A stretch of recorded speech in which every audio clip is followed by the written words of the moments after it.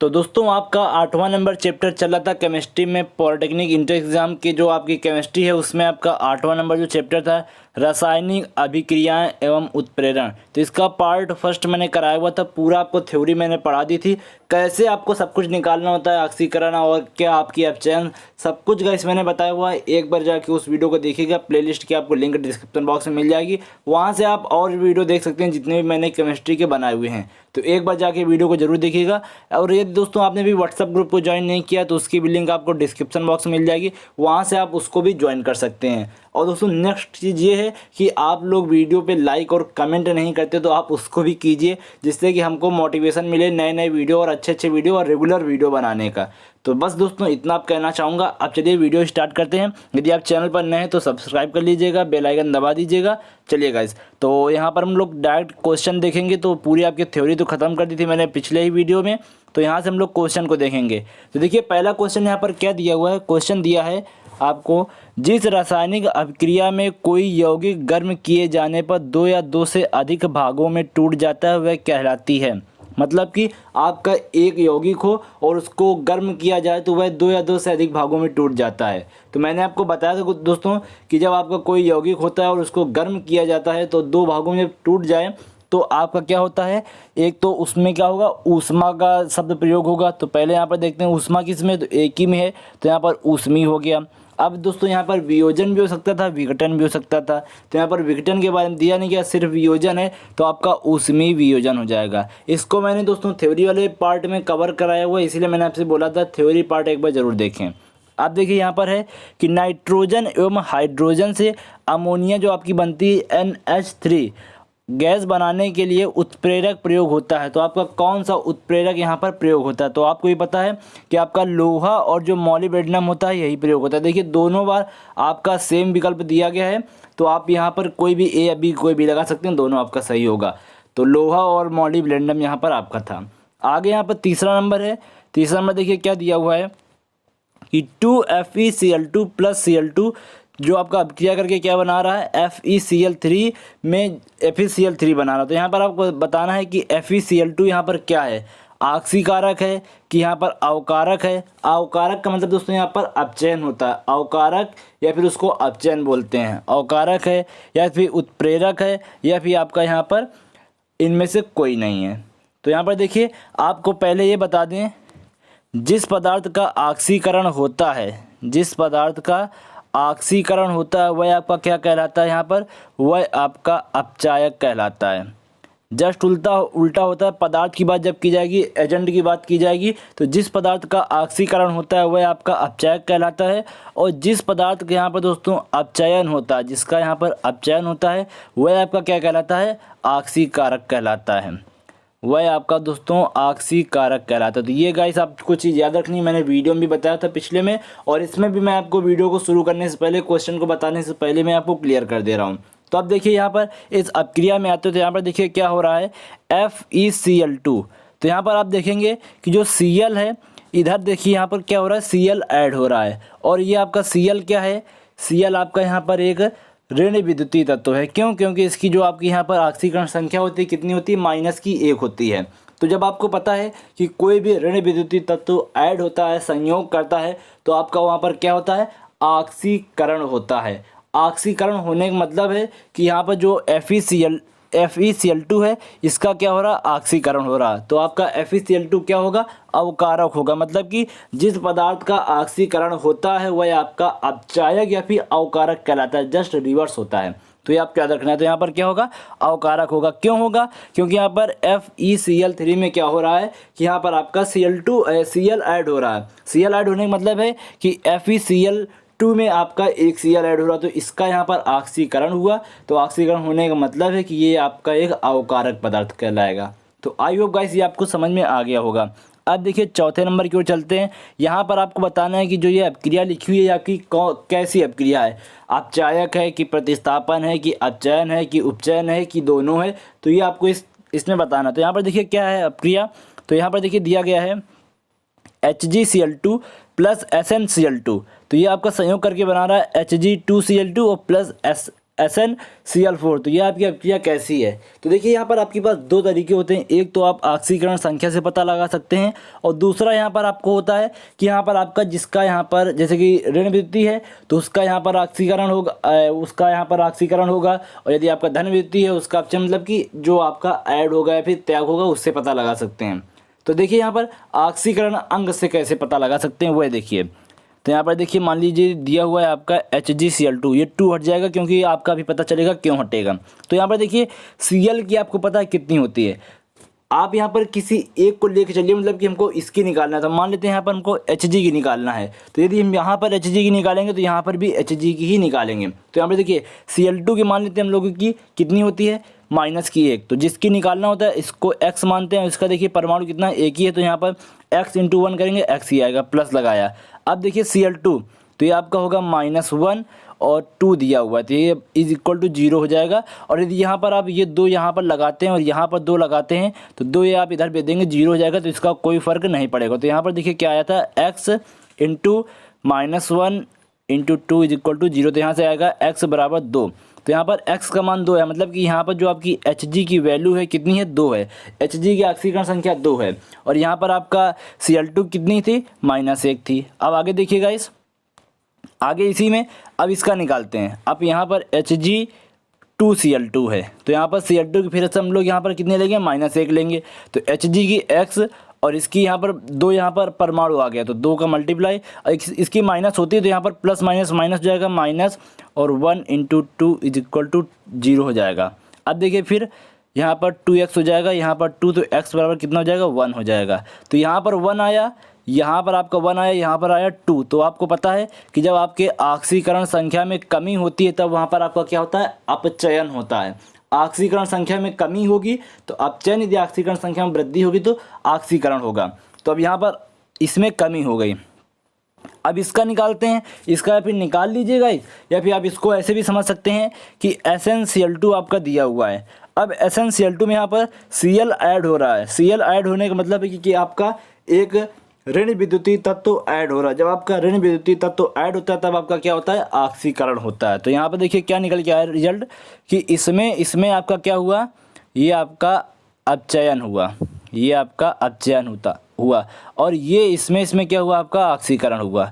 तो ये आपकी अपक्रिया कैसी हो गई रेडॉक्स अपक्रिया। और रेडॉक्स अपक्रिया आपकी क्या होती है जिसमें ऑक्सीकरण भी होता है अपचयन भी होता है। ऑक्सीकरण को ही उपचयन बोलते हैं, और यहाँ पर जो आपका अपचयन है उसको ही यहाँ पर हम लोग अवकारक बोलते हैं। तो यहाँ पर जो आपका इसका राइट विकल्प हो जाएगा डी नंबर, उपचयन और अपचयन, मतलब कि ऑक्सीकरण और अपचयन अभिक्रिया दोनों आपकी हो रही हैं। तो चौथे का डी नंबर विकल्प यहाँ पर राइट हो जाएगा। इसमें क्या हुआ कि इसमें देखिए SnCl2 में आपका Cl ऐड हो रहा है, तो यहाँ पर धन विद्युतीय तत्व जो है ऐड हो रहा है, तो यहाँ पर क्या होगा ऑक्सीकरण होगा। इसमें क्या हो रहा है कि यहाँ पर आपका जो धन विद्युतीय तत्व है यहाँ पर जैसे कि जो Hg है वह आपका यहाँ पर एक कम हो रहा है, या फिर इसको ये भी कह सकते हैं कि यहाँ पर Cl2 कितने थे 4 थे और यहाँ कितने बचे 2 बचे, तो यहाँ पर Cl2 कम हो रहे हैं, मतलब कि ऋण विद्युतीय तत्व यहाँ पर जा रहे हैं, त्याग हो रहे हैं। जब ऋण विद्युतीय तत्व का त्याग होता है तब वहाँ पर आपका अपचयन अपक्रिया होती है। तो ये हो गया 5वां नंबर, चौथा नंबर। अब 5वें नंबर की ओर चलते हैं। यहाँ पर दिया हुआ है कि उत्प्रेरक V2O5 का प्रयोग निम्न में से किसके उत्पादन में होता है।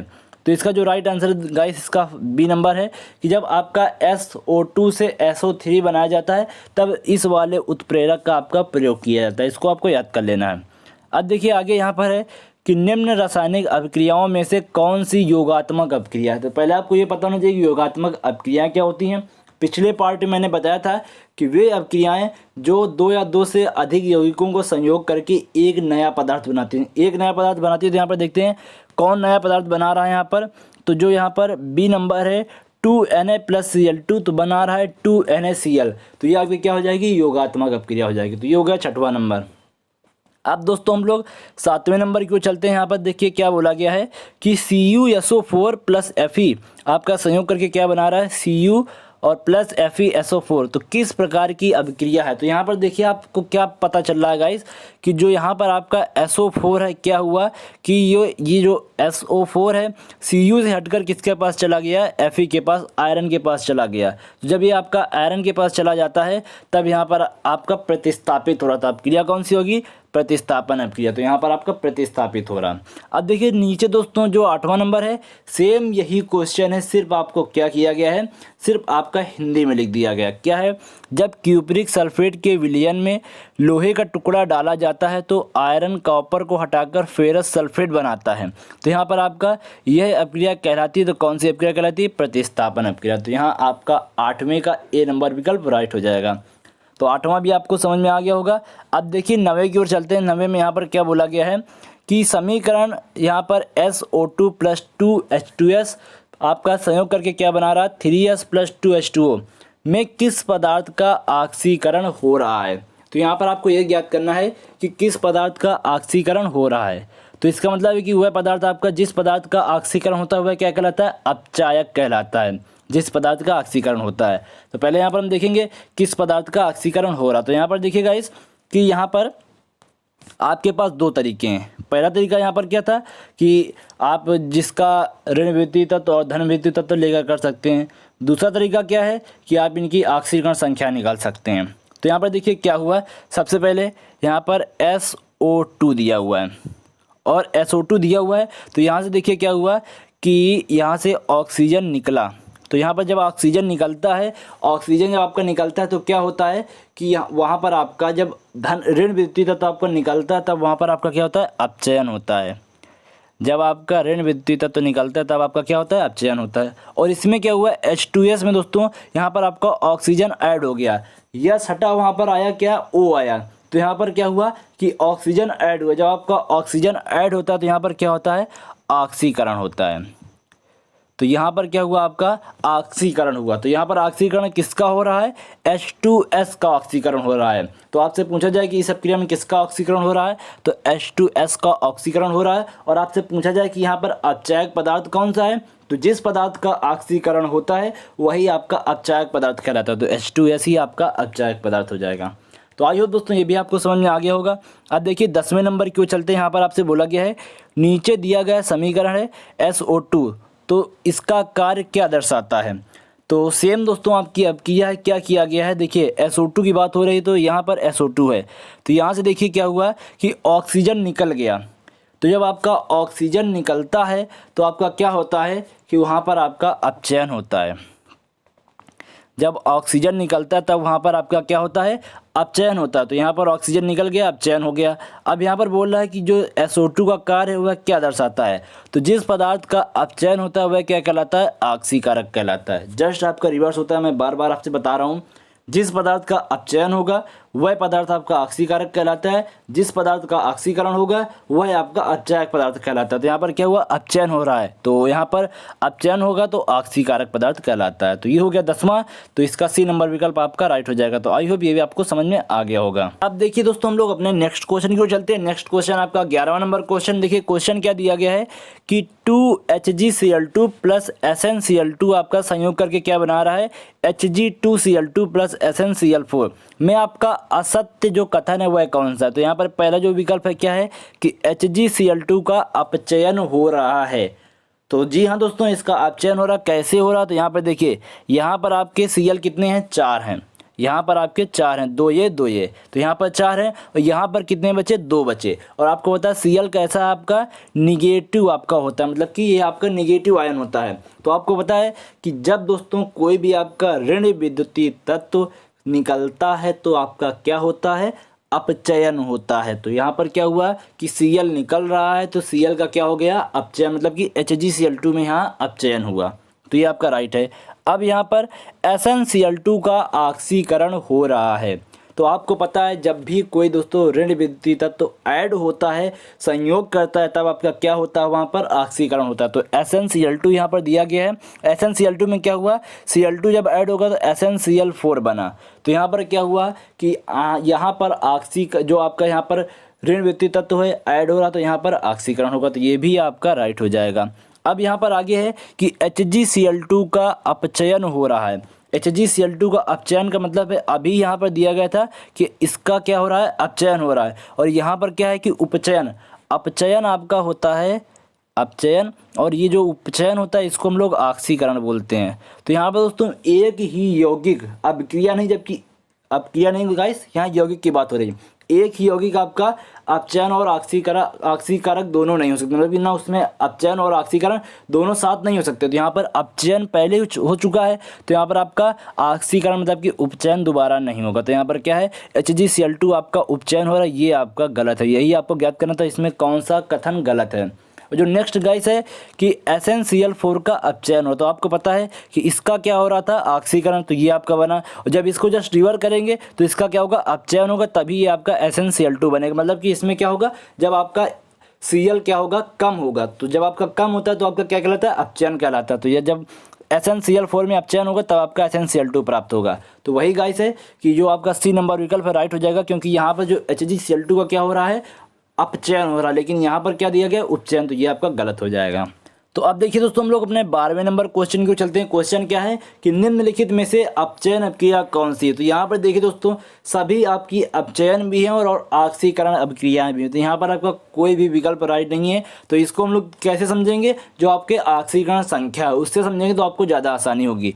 तो यहाँ पर देखिए क्या हुआ, FeCl2 दिया हुआ है, तो यहाँ से क्या करते हैं, पहले Fe की यहाँ पर हम लोग निकालते हैं ऑक्सीकरण संख्या कितनी होगी। तो यहाँ पर देखिए Cl2 की दी हुई है, तो Cl2 हम लोग को पता है -1 होती है, तो 2 × -1 और इधर आपका x प्लस हो जाएगा। तो इसको करेंगे बराबर 0 हो जाएगा, तो x बराबर यहाँ से कितना आएगा, 2 आएगा। तो यहाँ पर दोस्तों Fe कितनी आ गई, 2 आ गई, इसको आपको याद रखना है। और यहाँ पर देखते हैं कितनी आएगी, तो यहाँ पर क्या हुआ, x प्लस, और यहाँ पर क्या है कि आपका Cl किसका है, आपका माइनस का होता है, तो -1 × 3 हो जाएगा। तो यहाँ पर क्या आएगा, x - 3 = 0। तो यहाँ पर आया x बराबर 3। तो यहाँ से क्या निकला कि x बराबर आपका 3 आ गया। तो देखिए, तो जब आपकी ऑक्सीकरण संख्या यहाँ पर 2 थी, यहाँ पर 3 हो गई। जब आपकी ऑक्सीकरण संख्या बढ़ती है तब आपका क्या होता है, ऑक्सीकरण अपक्रिया होती है। जब आपकी ऑक्सीकारक संख्या बढ़ती है तो आपका अपक्रिया कौन सी होती है, ऑक्सीकरण। इसी में आगे Cl2 केस देखेंगे हम लोग।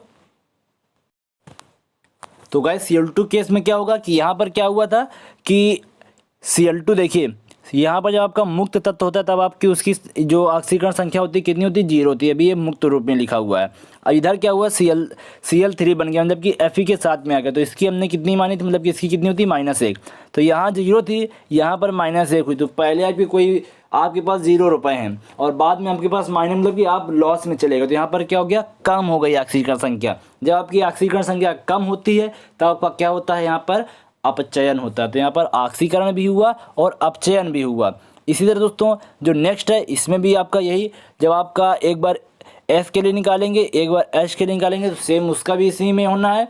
तो सेम दोस्तों आपका ABCD में सबका आपका इसी तरह आएगा। सब में आपका ऑक्सीकरण होगा, सब में अपचयन होगा। तो यहाँ पर आपको कोई भी विकल्प राइट नहीं है। अकॉर्डिंग टू मी यहाँ पर आपको एक इनमें से कोई नहीं का भी ऑप्शन होना चाहिए था, बट यहाँ पर जो राइट है वो मैंने आपको बता दिया। अब देखिए 13वें नंबर क्वेश्चन को चलते हैं, जो आपका 13 नंबर क्वेश्चन है। HNO3 में आपको नाइट्रोजन की ऑक्सीकरण संख्या ज्ञात करनी है। तो मैंने आपको बताया, जिसकी आपको ऑक्सीकरण संख्या ज्ञात करनी होती है उसको x मान लेते हैं और जितना आपके परमाणु दिए होते हैं उससे मल्टीप्लाई कर देते हैं। तो यहाँ पर देखिए क्या है कि H की आपको पता है कितनी होती है, +1 होती है। उसके बाद आपको पता है जब एक आपका तत्व खत्म होगा बीच में क्या लगता है, प्लस लगता है। और उसके बाद N, तो N की आपको पता करनी, तो इसको हमने x मान लिया, फिर प्लस लगाएंगे। आपको पता है कि ऑक्सीजन कितनी होती है, -2 होती है। उसके बाद फिर मल्टीप्लाई में आपके परमाणु कितने हैं, 3 हैं। और दोस्तों इक्वल 0 कब लगाते हैं, जब आपके यहाँ पर कोई भी आयन नहीं दिए होते हैं ओवरऑल आपके यौगिक में। तो कोई भी आयन नहीं, तो यहाँ पर 0 हो जाएगा इक्वल के। तो यहाँ से देखिए क्या होगा, 1 + x, इधर क्या हो जाएगा, 3 दूनी 6 माइनस का बराबर 0। तो यहाँ पर 6 में 1 घटाएंगे, बचेगा -5, तो x - 5 बराबर 0। तो यहाँ पर आ जाएगा x बराबर 5 आ जाएगा। तो यहाँ पर क्या हुआ कि जो नाइट्रोजन है उसकी ऑक्सीकरण संख्या कितनी आ जाएगी, +5 आ जाएगी। तो 13 का D नंबर विकल्प यहाँ पर गाइस राइट हो जाएगा। अब देखिए 14 नंबर क्वेश्चन देखते हैं। इसमें क्या है कि जो यहाँ पर आपका Fe + CuSO4 दिया हुआ है, इसमें आपका Fe + Cu + FeSO4 में आपका Cu होता है। तो Cu आपका क्या हो रहा है, तो ये आपको बताना। तो यहाँ पर देखिए Cu आपका क्या हो रहा है, तो देखिए यहाँ पर आपका Cu का पहले आपको निकालना होगा कि Cu का ऑक्सीकरण हो रहा है या फिर आपका अपचयन हो रहा है। तो गाइस सिंपल है, देखिए यहाँ पर क्या है, यहाँ पर जो आपका CuSO4 में SO4 है, ये क्या है आपका, यहाँ पर SO4 आपका एक अम्लीय मूलक है। अम्लीय मूलक मतलब कि यहाँ पर अम्लीय मूलक आपका क्या होता है कि आपका धन विद्युत तत्व होता है। जब भी गाइस देखिए आपका धन विद्युत तत्व किसी क्रिया से अलग होता है तो आपको पता है क्या होता है, वहाँ पर अपचयन होता है। तो यहाँ पर क्या हो रहा है कि CuSO4 में Cu का क्या हो रहा है, CuSO4 आपका अलग होगा तो यहाँ पर Cu क्या हो जाएगा, अपचयित हो जाएगा। तो CuSO4 का यहाँ पर अपचयन होगा तो Cu यहाँ पर क्या होगा, अपचयित होगा। तो यहाँ पर 14 का जो ए नंबर विकल्प है ये आपका राइट हो जाएगा। तो हम दोस्तों 15वें नंबर क्वेश्चन की ओर चलते हैं। देखिए 15वें नंबर क्वेश्चन में आपसे क्या बोला गया है कि 2KMnO4 और ये आपकी अपक्रिया दी हुई। तो यहाँ पर आपसे पूछा जा रहा है Mn किस प्रकार की अपक्रिया दर्शाता है। तो कुछ नहीं करना दोस्तों, यहाँ पर पहले जो आपका अभिकारक दिया हुआ है उसमें Mn की आपको ऑक्सीकरण संख्या ज्ञात करनी है, जो बाद में दिया हुआ है ज्ञात करनी है। तो जो होगा वो आपको आगे पता चलेगा। तो यहाँ पर क्या करना है, पहले KMnO4 की यहाँ पर ऑक्सीकरण संख्या ज्ञात करनी। क्या करेंगे, K की होती है 1 प्लस Mn की आपको x ज्ञात करना है और O4 तो यहाँ पर माइनस लगाएंगे क्योंकि यहाँ पर आपका प्लस माइनस माइनस हो जाएगा आगे जाके। 2 इंटू तो यहाँ पर 4 तो बराबर 0 हो जाएगा। तो कितना आएगा, x बराबर तो 4 दूनी 8, यहाँ पर देखिए 8 में घटेगा 7 आ जाएगा। तो यहाँ पर आपका बचेगा 7 बचेगा। और आगे देखिए जब यहाँ पर आपका 7 बचेगा और इधर देखते हैं Mn की कितनी आएगी, तो MnSO4। तो यहाँ पर देखिए Mn का कितना है, Mn को ज्ञात करना है, x मान लिया प्लस। अब प्लस देखिए SO4 का आपको निकाला नहीं, सिर्फ आपको याद कर लेना क्योंकि आपको होता है क्या होता है, SO4 2 माइनस आपका ऊपर लगा होता है। तो जब आपका SO4 2 माइनस होता ही है तो इसको याद करने की जरूरत नहीं है। तो इसका डायरेक्ट कितना हो जाएगा, -2 = 0। तो यहाँ पर x बराबर 2 आ जाएगा। तो यहाँ x बराबर 2 आया, वहाँ दोस्तों x बराबर आपका 7 आया। तो यहाँ पर क्या हुआ, ऑक्सीकरण संख्या में आपकी कमी हुई। जब आपकी ऑक्सीकरण संख्या में कमी होती है तब आपका दोस्तों क्या होता है, अपचयन होता है। तो यहाँ पर 15 का डी नंबर यहाँ पर राइट हो जाएगा। यहाँ पर आपका क्या हुआ, अपचयन हुआ। तो अब देखिए आगे देखते हैं 16 नंबर क्वेश्चन क्या है आपका, NH4Cl को गर्म करने पर अमोनिया तथा हाइड्रोजन क्लोराइड गैस बनती है। जब आपका NH4Cl गर्म होता है तो जो आप ठंडी होकर पुनः अमोनियम क्लोराइड दोबारा बन जाती है। तो यह क्रिया आपका कौन सा उदाहरण है। तो आपको पता है कि जब आपका ऊष्मीय वियोजन गाइस होता है तो वहाँ पर आपका पहले यदि आप परिवर्तन करें दाब और ताप में तो आपका अपक्रिया बन जाएगी, उत्पाद आ जाएगा। यदि वही परिवर्तन के कारण को वापस ले लें तो आपको दोबारा वही मूल यौगिक प्राप्त हो जाता है। तो वही है कि यहाँ पर आपको दोबारा प्राप्त हो रहा है अमोनियम क्लोराइड। तो इसका मतलब ये हुआ कि यहाँ पर क्या हो रहा है, ऊष्मीय वियोजन हो रहा है। तो ये आपका 16 का डी नंबर यहाँ पर राइट हो जाएगा। अब देखिए 17 नंबर क्वेश्चन देखते हैं यहाँ पर। तो 17 नंबर में क्या है कि आपका निम्न में कौन सा ऑक्सीकरण तथा अवकरण में समान व्यवहार करता है। तो यहाँ पर दोस्तों जो आपका 17 का बी है ये आपका राइट है। ये आपका ऑक्सीकरण भी के रूप में भी कार्य करता है तथा अवकरण के रूप में भी कार्य करता है। कैसे काम करता है, तो यहाँ पर देखिए तो H2O2 आपको पता है, जब दोस्तों आपका H2O2 होता है तो ऑक्सीजन की यहाँ पर जो ऑक्सीकरण संख्या होती है कितनी होती है, तब यहाँ पर आपकी -1 होती है और रियलिटी में इसकी कितनी होती है, -2 होती है। और इसको 0 भी किया जा सकता है जब मुक्त हो जाएगा। तो यहाँ पर क्या हुआ कि देखिए आपकी यहाँ पर -1 से क्या हो रही है, कम भी हो रही है। तो जब आपकी माइनस मतलब कि यहाँ पर जब आपकी ऑक्सीकरण संख्या कम होती है तब आपका क्या होता है, अपचयन होता है। यहाँ पर क्या हो रहा है, बढ़ भी रही है। तो जब आपकी -1 से 0 जा रही है मतलब कि इंक्रीजमेंट हो रहा है, -1 से 0 फिर 1 फिर 2 मतलब कि यहाँ पर बढ़ रहा है, तब आपका क्या होता है, ऑक्सीकरण। जब आपकी घटती है तब आपका क्या होता है, अपचयन। तो यहाँ पर दोनों चीज़ें हो रही हैं। तो इसका मतलब ये हुआ कि H2O2 में आपका ऑक्सीकरण भी होगा और अपचयन भी होगा। तो ये इसका 17 का बी नंबर राइट था। अब देखिए आगे है कि विशिष्ट दशाओं में निम्नलिखित अभिक्रिया होती है। तो यहाँ पर आपसे पूछा जा रहा है कि S+Cl2 तो इसमें क्या है, अभिक्रिया में अपचायक पदार्थ कौन सा है। तो आपको पता है अपचायक पदार्थ आपका वही होगा गाइस जिसमें आपका अपचायक पदार्थ क्या होता है, अपचायक पदार्थ वही होता है जिसका ऑक्सीकरण होता है। तो यहाँ पर देखिए ऑक्सीकरण किसका होता है, जब आपका ऋण विद्युतीय तत्व तो आपका क्या होता है कि किसी अपक्रिया में संयोग करता है। तो यहाँ पर क्या हुआ कि जो आपका S है तो S आपका ऋण विद्युतीय तत्व है। तो यहाँ पर क्या करेगा, ये Cl के साथ संयोग करेगा, Cl2 के साथ। जब आपका ये Cl2 के साथ संयोग करेगा तब आपका यहाँ पर क्या होगा, ऑक्सीकरण अपक्रिया होगी। जब आपका ऑक्सीकरण होता है किसी पदार्थ का तब वह आपका पदार्थ क्या होता है, अपचायक पदार्थ होता है, जस्ट रिवर्स होता है। इसको दूसरे तरीके से भी समझ सकते हैं। यहाँ पर अभी इसकी जो आपकी यहाँ पर ऑक्सीकरण संख्या होगी कितनी होगी, 0 होगी। आगे यहाँ पर कुछ और चेंज हो जाएगी, आप निकालेंगे तो आपकी बढ़ेगी। तो इसका मतलब है यहाँ पर ऑक्सीकरण होगा तो जो आप जिस पदार्थ का ऑक्सीकरण होता है वह आपका क्या कहलाता है, अपचायक कहलाता है। तो यहाँ पर 18 का ए नंबर विकल्प राइट हो जाएगा। अब देखिए 19 नंबर में है कि एक उत्प्रेरक क्या कर सकता है, किसी रासायनिक अपक्रिया की गति को बढ़ा नहीं सकता है या फिर रासायनिक अपक्रिया की गति को कम करता है, फिर यह अपक्रिया की गति को कम या अधिक कर सकता है, अपक्रिया की गति को न तो कम करता है और न अधिक करता है। तो आपको पता है उत्प्रेरक क्यों प्रयोग किया जाता है, गति को बढ़ाने या घटाने के लिए, तो यहाँ पर गति को कम या अधिक कर सकता है। तो 19 का सी नंबर विकल्प आपका राइट हो जाएगा। अब आगे यहाँ पर है आपका, निम्नलिखित में से किस प्रक्रम में प्लेटिनम का प्रयोग आपका उत्प्रेरक के रूप में होता है। तो यहाँ पर आपको पता है कि जो आपका अमोनिया के ऑक्सीकरण द्वारा नाइट्रिक अम्ल बनता है, तो उसमें आपका किसका प्रयोग होता है, प्लेटिनम का प्रयोग किया जाता है। तो यहाँ पर 20 का ए नंबर विकल्प राइट हो जाएगा। तो आप जब इसका पिछला पार्ट देखेंगे वहाँ पर आपको ज़्यादा क्लियर होगा। अब देखिए आगे है कि यहाँ पर आपकी Na और पोटेशियम और लिथियम और यहाँ पर CS Rb धातुओं को ऑक्सीकरण संख्या सदैव होती है। तो आपको पता है Na की कितनी होती है, +1, पोटेशियम कितनी होती है, +1, और आग की सभी दी हुई सभी की कितनी होती है, +1 ही होती है। तो 21 का सी नंबर विकल्प यहाँ पर आपका राइट हो जाएगा। अब आगे यहाँ पर है गाइस 22 नंबर, जब उत्प्रेरक व अभिकारक भिन्न भिन्न अवस्थाओं में होते हैं तो उत्प्रेरण होगा। तो मैंने आपको बताया था कि आपका यदि अभिकारक और उत्प्रेरण समान अवस्था में है तो आपका समांगी विसरण होता है, जब भिन्न भिन्न अवस्था में होते हैं तब आपका विषमांगी होता है। तो यहाँ पर भिन्न भिन्न है तो यहाँ पर क्या होगा, विषमांगी उत्प्रेरण होगा। फिर है आगे कि अभिक्रिया के वेग में कमी लाने वाले पदार्थ को क्या कहते हैं। तो आपको पता है जब आपकी अभिक्रिया में जब आपका उत्प्रेरक मिलाया जाता है तो आपका अभिक्रिया में कमी भी होती है, वृद्धि भी हो सकती है। लेकिन जब आपका धनात्मक उत्प्रेरक मिलाया जाता है तब आपकी वृद्धि होती है, जब आपका ऋणात्मक उत्प्रेरक मिलाया जाता है तब आपकी कमी होती है। तो यहाँ पर 23 का सी नंबर, जब आप ऋणात्मक उत्प्रेरक मिलाएंगे तब वहाँ पर वेग में क्या होगी, कमी होगी। तो उसको हम लोग यहाँ पर ऋणात्मक उत्प्रेरक बोलते हैं। आगे है यहाँ पर कि तेल के हाइड्रोजनीकरण की अभिक्रिया है कि जब आपका तेल का हाइड्रोजनीकरण होता है तब यहाँ पर आपका क्या होता है, तो वहाँ पर भी आपका विषमांगी उत्प्रेरण होता है, क्योंकि यहाँ पर जो आपका अभिकारक होता है वह गैस होती है और जो यहाँ पर आपका उत्प्रेरण होता है वह आपका किसी अन्य स्टेज में होता है। तो इसीलिए यहाँ पर 24 का बी नंबर विकल्प विषमांगी मिश्रण आपका राइट हो जाएगा।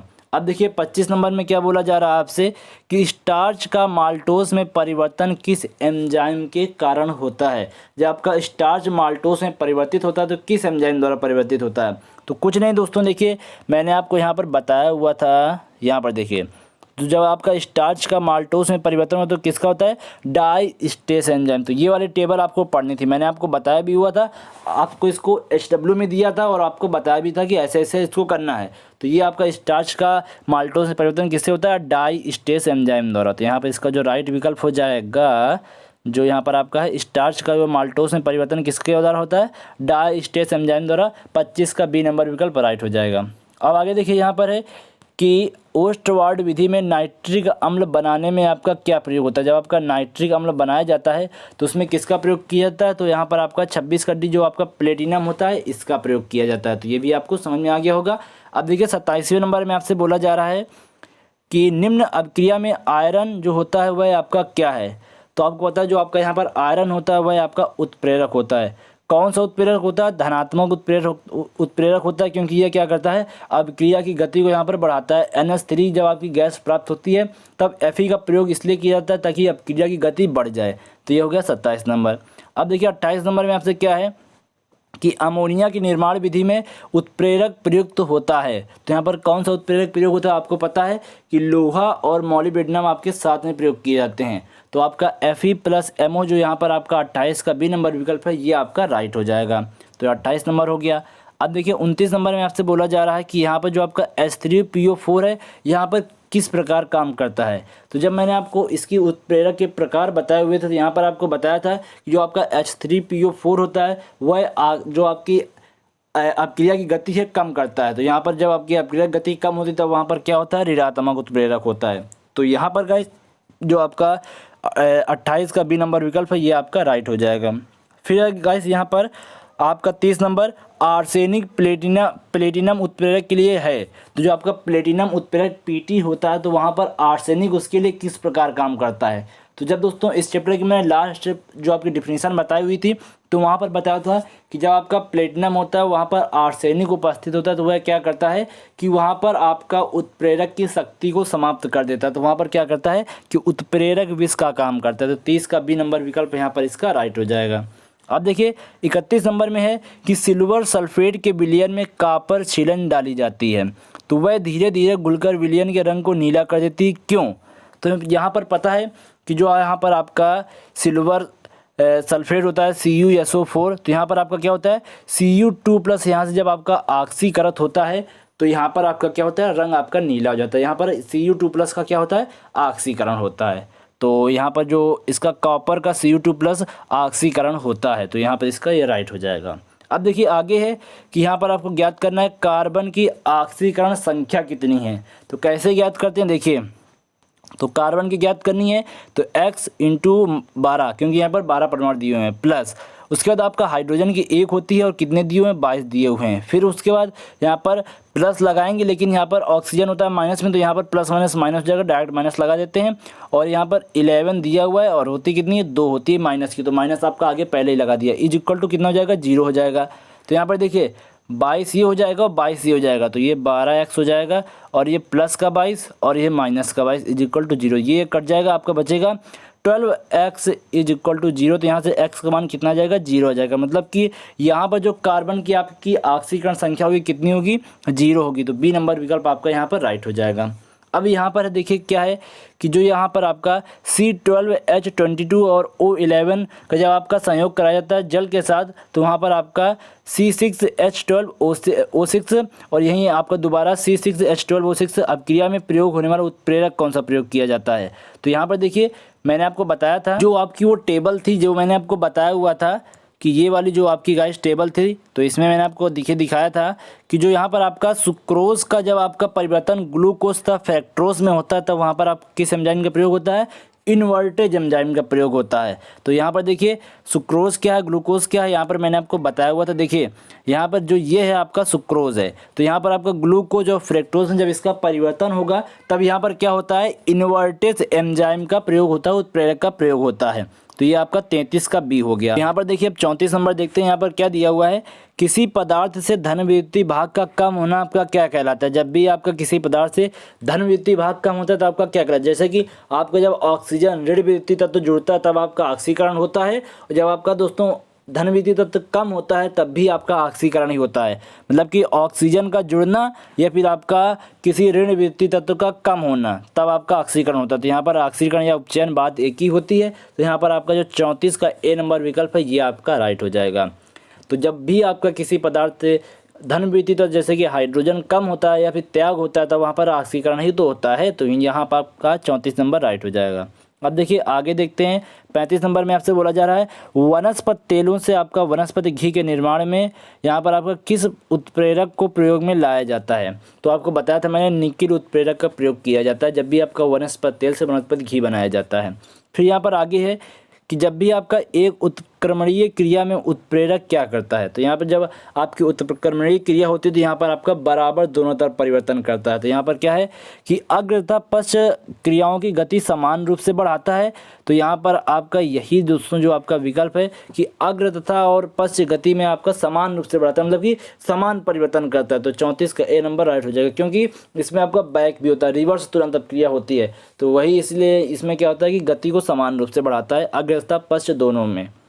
अब देखिए 37 नंबर में आपसे बोला जा रहा है कि रासायनिक अपक्रिया में उत्प्रेरक क्या करता है। तो यहाँ पर उत्पादों की मात्रा को कम करता है, को परिवर्तित करता है, फिर सक्रियण ऊर्जा को कम करता है, फिर अग्र अपक्रिया का डेल्टा एच का मान कम करता है, या फिर अग्र अपक्रिया का डेल्टा एच का मान बढ़ाता है। तो यहाँ पर क्या करता है कि वह सक्रियण ऊर्जा को ही कम कर देता है। तो वहाँ पर जब आपका सक्रियण ऊर्जा कम हो जाएगी वहाँ पर परिवर्तन हो जाता है। तो 37 का बी नंबर विकल्प आपका राइट हो जाएगा। अब आगे है कि H2O3 2- में आपका S की ऑक्सीकरण संख्या कितनी होगी। तो यहाँ पे देखिए इसका निकालेंगे, तो देखिए S की निकालना है तो इसको X मानेंगे तो X × 2 हो जाएगा। अब आपका ऑक्सीजन का माइनस होता है तो प्लस माइनस माइनस मैंने डायरेक्ट लगा दिया। अब देखिए 2 × 2 होती है आपकी ऑक्सीजन की और 3 आपका ये परमाणु है। अब देखिए जब मैंने आपको बताया था जब आपका ओवरऑल यौगिक में आपका यदि आयन दिया हुआ है तो आयन लिखते हैं, और यहाँ पर आयन नहीं दिया हुआ है, मतलब कि आयन दिया हुआ है, और जब आपका आयन नहीं दिया होता है तो आपका आयन नहीं लिखते, जब आयन दिया होता है तो आयन लिख देते हैं। तो यहाँ पर आयन कितना है, -2, तो -2 आगे लिख देंगे, 0 नहीं लिखेंगे इसमें। तो यहाँ पर क्या होगा x - 2 और 3 दूनी 6 हो जाएगा, -2 आ जाएगा। तो यहाँ से x × 2 और यहाँ पर क्या होगा -2 + 6, तो यहाँ पर आपका 4 आएगा, 2 से भाग देंगे बचेगा 2, तो यहाँ पर आपका क्या होगा 38 का डी, यहाँ पर प्लस का 2 जो आपका आएगा एस की ऑक्सीकरण संख्या हो जाएगी। तो ये आपका 38 नंबर समझ में आ गया होगा। अब देखिए 40 नंबर क्वेश्चन की ओर चलते हैं। 40 नंबर क्वेश्चन में आपसे क्या बोला जा रहा है, दूध से दही में परिवर्तन निम्न में से किस एंजाइम के कारण होता है। तो जो आपका दूध से दही में परिवर्तन होता है तो आपका लैक्टेज एंजाइम के द्वारा होता है। जब भी आपका दूध दिया होता है और जब आपका दही में परिवर्तन होता है तो वहाँ पर आपका लैक्टेज एंजाइम होता है। तो इस तरह दोस्तों मैंने आपके सारे क्वेश्चन ख़त्म कर दिए। यदि आपका कोई भी डाउट है तो आप कमेंट बॉक्स में कमेंट करके पूछ सकते हैं। उम्मीद है दोस्तों आपको वीडियो भी पसंद आया होगा। वीडियो पसंद आया तो लाइक करके चैनल को सब्सक्राइब कर लीजिएगा। धन्यवाद दोस्तों। जय हिंद, वंदे मातरम।